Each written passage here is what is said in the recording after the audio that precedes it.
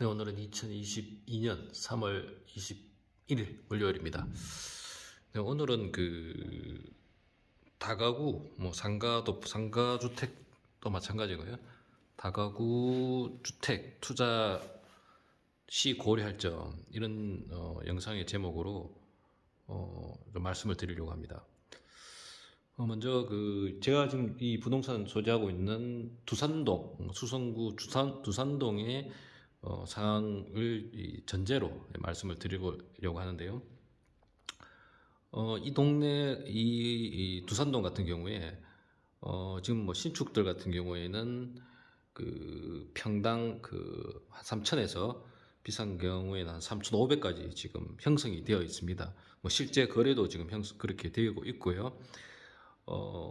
오히려 지금 새로 짓고 있는, 건설하고 있는 주택 같은 경우에는 건축비라든지 인건비, 그러니까 건축비 중에서도 이제 자재비, 인건비 이런 부분들이 상승하다 보니까 어쩔 수 없죠. 그런 부분들이, 비용들이 이제 증가하다 보니까 주택 가격들이, 이제 신축 주택 가격들의 단가 자체가 지금 올라가고 있는 상태고, 그러다 보니까 한 80평 기준으로 했을 때, 구 면적으로 한 80평 정도 했을 경우에 거의 지금 한 30억 정도 이렇게 하고 있습니다. 80평 기준으로 호가가 지금 80평 정도에 30억 하고 있고, 작년에 건축된 것도 마찬가지고 지금은 그러니까 1년 사이에 더 올랐죠.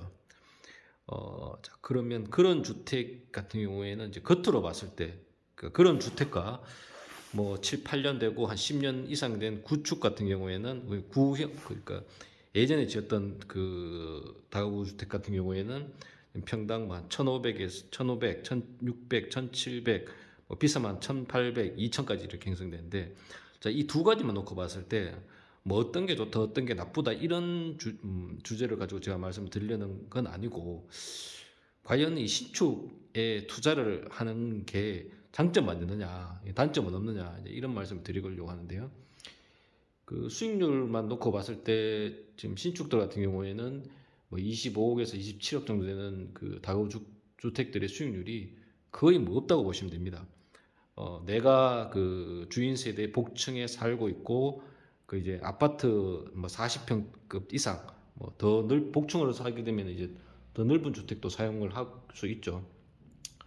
그러면서 이제 자기가 이제 4층 주인 세대 살고 3층에 이제 3룸이나 4룸 한 2가구 정도 놓고 1, 2층 상가를 이렇게 들어갔을 경우에 자, 그런 경우와 조금, 그러니까 구축이지만 시간이 좀 지났지만 수익률이 많이, 이제 우리 흔히 말하는 월세가 많이 나오는 그런 주택들과 비교를 했을 때 어떤 이제 장단점이 있느냐.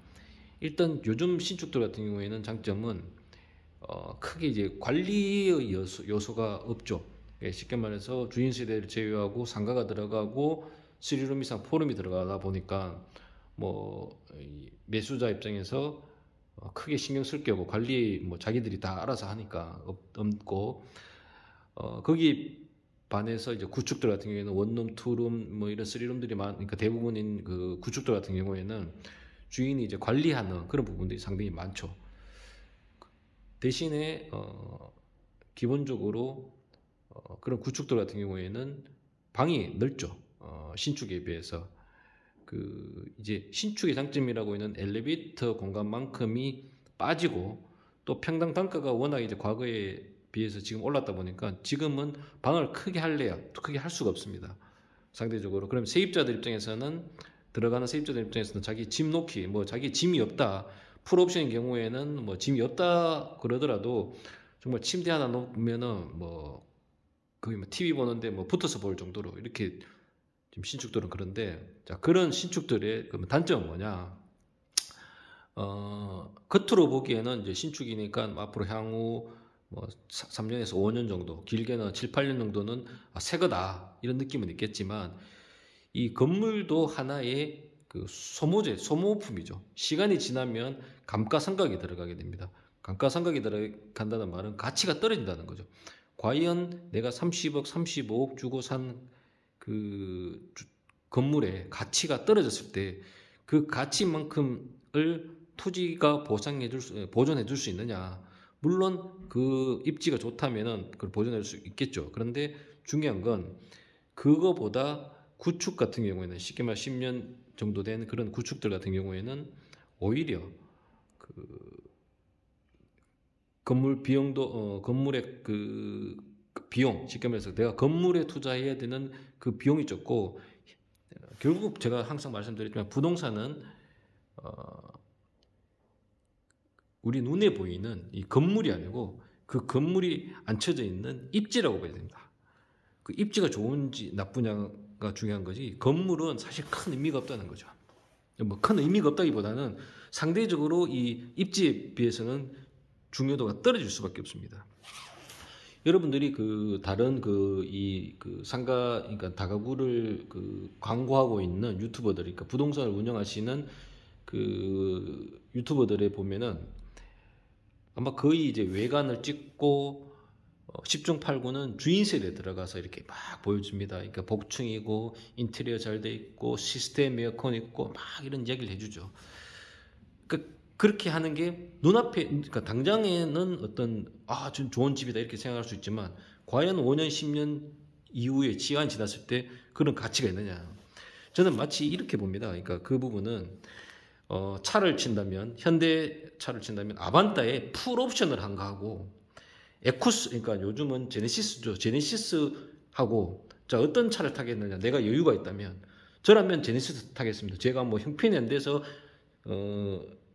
뭐 소나타라든지 뭐 이런 그러니까 저가, 그러니까 중저가 차량을 타는 경우도 있지만 아반떼라든지 소나타에 아무리 풀옵션을 하더라도 기본적으로 내가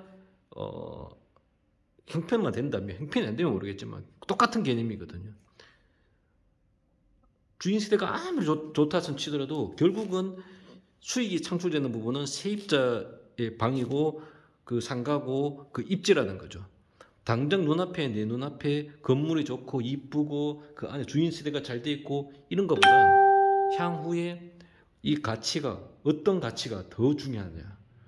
뭐 제가 이 영상을 올리는 분들께 무조건 신축은 나쁩니다, 구축 사셔야 됩니다, 이런 건 아닙니다. 자기 형편에 맞춰서 상황에 맞게 구매를 하셔야 되겠지만, 결론적으로는 제가 드리고 싶은 이야기는 잘 비교를 하시라. 그리고 겉으로 드러난 내 눈에 보이는 게 부동산의 투자 요소는 결코 아니다.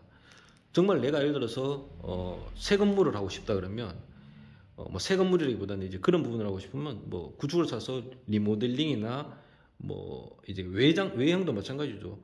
그 수십억 대는 20억, 30억 대는 뭐 요즘은 30억 이상 되는 뭐 30억, 40억 되는 그런 다가구를 사는 것보다는 저렴하게 사서 내가 거기서 맞게, 요즘 트렌드에 맞게 그 리모델링을 하고 실내 장식도 하고, 그러니까 이런 부분들 하는 것이 결국은 내 그 부동산, 내 자산의 가치를 향상시키고 증식시키는데 도움이 된다, 이렇게 말씀을 드립니다.